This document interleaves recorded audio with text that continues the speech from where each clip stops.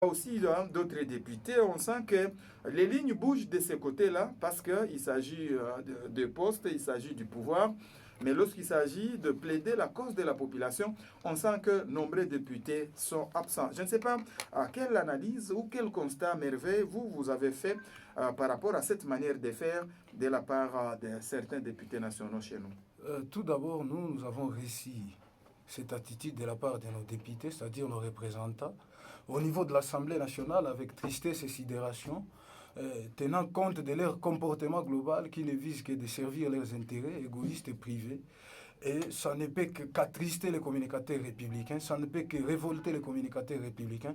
Et c'est pourquoi nous pensons que toutes les démarches qui sont en train d'être faites au niveau de Kinshasa par les députés nationaux, ça n'engage en rien la population congolaise, car tout ce qui est visé là-bas, et vous l'avez bien dit, ce sont les intérêts mesquins et égoïstes de ces politiques que nous avons, ce sont des intérêts nombrilistes.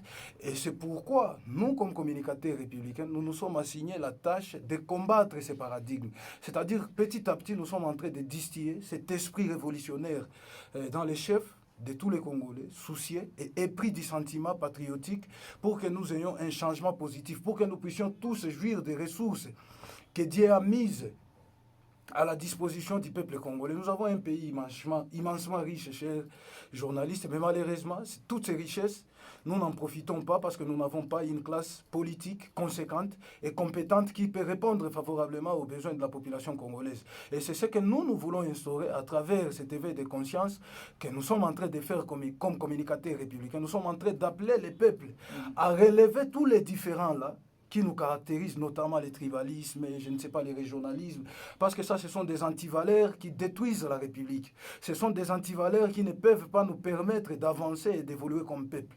Nous devons prioriser la compétence et uniquement la compétence. Nous avons vu récemment comment il s'était acharné au président de l'Assemblée nationale, Vital Kamerhe. Nous, on pensait que c'était pour défendre une cause noble, mais malheureusement, nous trouvons à travers les actions telles qu'elles se déroulent, que c'était uniquement pour les intérêts de ces députés-là. Ils voulaient se battre pour les postes des responsabilités, pour le poste du président de l'Assemblée nationale, ignorant totalement les demandes de la population congolaise, ignorant totalement les besoins de la population congolaise, ignorant totalement et en bafouant même les intérêts du peuple. Et c'est ce que nous ne parvenons pas à comprendre et c'est pourquoi nous appelons encore une fois à la prise de conscience collective pour qu'ensemble nous puissions dire non à ces pratiques nous imposées par ces gens qui se croient au-dessus de tout le monde.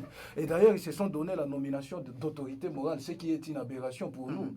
Nous ne comprenons pas quelle moralité ils incarnent. Parce que quelqu'un qui est moral...